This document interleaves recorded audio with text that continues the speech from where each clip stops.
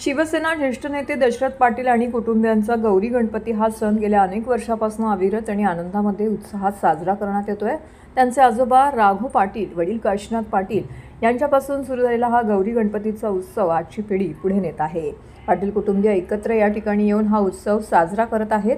विशेष म्हणजे यंदा सत्यनारायण पूजेचंही आयोजन करण्यात आलं होतं। हा उत्सव साजरा करण्यासाठी शिवसेना ज्येष्ठ नेते दशरथ पाटील, नगरसेवक उमेश पाटील, युवा नेते राकेश पाटील, समाजसेविका रचना पाटील, रवींद्र पाटील, उद्योजक जगदीश पाटील, संदीप पाटील, उद्योजक सचिन पाटील, जय पाटील, आतिश पाटील, राहुल पाटील, पूनम पाटील, समस्त पाटील कुटुंबीय एकत्र येऊन विशेष आनंदामध्ये हा सण साजरा करतायत। यावेळी नगरसेवक उमेश काशीनाथ पाटील, समाजसेविका रचना राकेश पाटील यांनी प्रसारमाध्यमांशी बोलताना या उत्सवाची अधिक माहिती दिली आहे।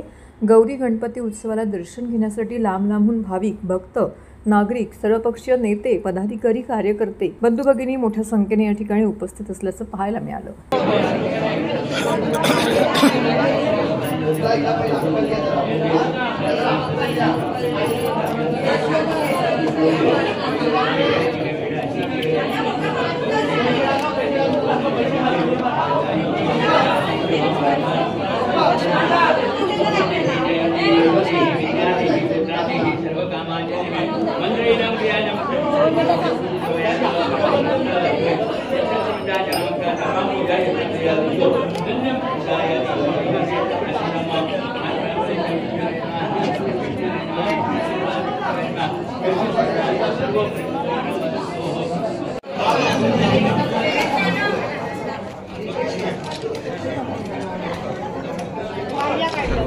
नंतर नाही येणार, नंतर गेल्याला नाही भेटणार। मला फोटो द्या, एक फोटो घेऊन मला कंटिन्यू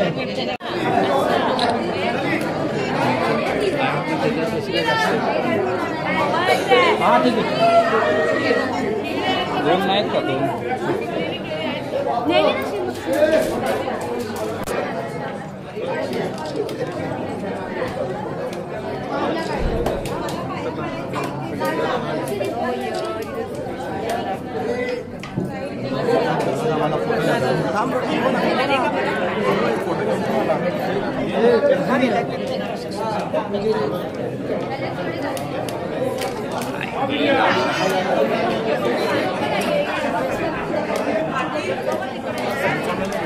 हा पाटील कुटुंबाचा गणपती आहे।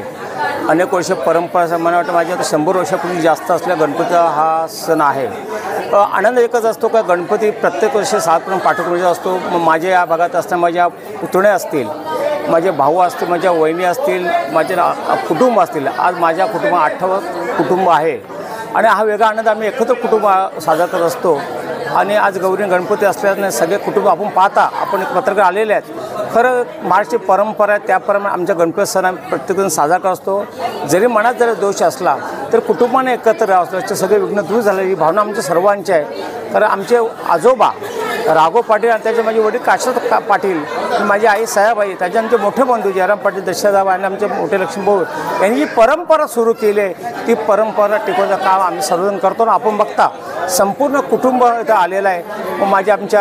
माझी नगर दर्शना आहे, माझी पुतणी वैशाख रचना पाटील सगळे आहेत। एक आनंद आहे। मी गणराला एकच सांगेन, जे विघ्न जे आहे ते दूर कर आणि उद्या गौरी गणपतीचं विसर्जन होत आहे त्या आनंदाने प्रत्येकाच्या घरी जावं हेच ईश्वर प्रार्थना करतो। ते एकच म्हणा की कृत्रिम तलाव ठीक आहे, कृत्रिम पण मला खाडी किनारे गणपती विसर्जन केलं म्हणजे का माझं आजही म्हणणं आहे का तुम्ही ज्या खाडीमध्ये संपूर्ण ड्रेनेज सोडलेलं आहे ते पहिले बंद करा। संपूर्ण खाडीमध्ये चॅनल साफ केले पाहिजे। चॅनल आज मला माहिती का 2012ला ठाणे महानगर ठराव आलेला संपूर्ण कुलवा खाडी तर कळवा खाडी संपूर्ण आपण साफ करा, पण आज सुद्धा ठराव तसा पडलेला। आज चॅनल साफ केलं, भरती येते प्रत्येकाला 24 तास 2दा भरती 2दा ओटे असते, पण जर आपण गालच साफ केल्यानंतर प्रदूषण हा वाढणार आहे। त्याच्यामध्ये एकच म्हणणं आहे, ठीक आहे तुम्ही प्रत्येक ठिकाणी कृत्रिम तयार केला आहे, डप्पं तयार केलं, पण प्रत्येक भक्तांना असं वाटतं, माझी माणसाची इच्छा असते का माझा गणपती ज्या परंपरा आम्ही आणलेला घरी आनंदानं त्याच पद्धतीनुसार गेलं पाहिजे, आनंद गेलं पाहिजे। आज जे केलेलं आहे आता माझ्या कोट्यांना आधी दिलेले आहेत। खरं गणपती घाट जो आपल्या खारेगावला आहे हा गणपती घाट सुरू करणं गरजेचं आहे। कारण मी काल संध्याकाळी आलो, इतकं दलदल चिखल तिथे आहे कृत्रिम तलावाचे, ते प्रत्येक आनंदाची भावना वेगळ्यात। म्हणून मी आज काला साहेबांना फोन केला का उद्या गणपती विसर्जन होत आहे, आपण सर्वांनी त्या ठिकाणी प्रत्यक्ष पोलीस खात्याचं जर काम करतो आहे, पण आपण प्रतिष्ठाने घेऊन सगळ्यांना सहकार्य आणि गणपती सुरू करायची विनंती करणार आहे. ते गणपतीचं आगमन झालेलं आहे आणि त्याचबरोबर आज ज्येष्ठा गौरीचं देखील आगमन झालं आहे. आपल्या इथे आपण म्हणतो की 14 विद्या आणि 64 कलांचा अधिपती असणाऱ्या गणरायाच्या आगमनाबरोबर ही ज्येष्ठा गौरी म्हणजेच एक पार्वतीचं रूप आमच्या घरी आज आव्हान झालेलं आहे गौरीचं. आणि याचबरोबर या प्रभागातील आपल्या सर्व महिला येथे वंशासाठी आलेल्या आहे. यांचं एवढंच मागणं की आपल्या सर्वांना सुखसमृद्धी आणि ऐश्वर्य संपन्न आयुष्य मिळू दे, आरोग्य मिळू दे. आणि आम्ही देखील ईश्वरापुढे तीच प्रार्थना करतो. आपल्या या पाटील कुटुंबियांच्या वतीनं मी सर्वांना गणेश उत्सवाच्या देखील खूप खूप शुभेच्छा देते. त्याचबरोबर आता जे आपण नानांचं ऐकलं असेल की कृत्रिम तलाव किंवा आम्ही ज्या वेळेला हे गणपतीचा जे काही कार्यक्रम घेतो त्यावेळी पर्यावरणपूरक गणेश उत्सव किंवा कोणतेही उत्सव हे पर्यावरणपूरक आणि आपलं पर्यावरणाचं संवर्धन आणि जतन झालं पाहिजे हा आमचा त्या पाठचा उद्देश आहे. आणि आपल्या या कुटुंबियांच्या वतीनं पिढ्यानपिढ्या पिढीजात असलेली आज ही आपली गौराई आहे. ही आत्ताच्या पावसाळ्यात येणाऱ्या झाडं वनस्पती यांच्यापासून ही गौराई बनवलेली आहे. म्हणजे ही पारंपरिक पद्धतीने पिढ्यानपिढ्या जी चाललेली आहे पद्धत त्यानुसारच आम्ही गौरीचं इथं आगमन करतो आणि नेहमी तिचं पूजा पठण सर्व होतं इथे.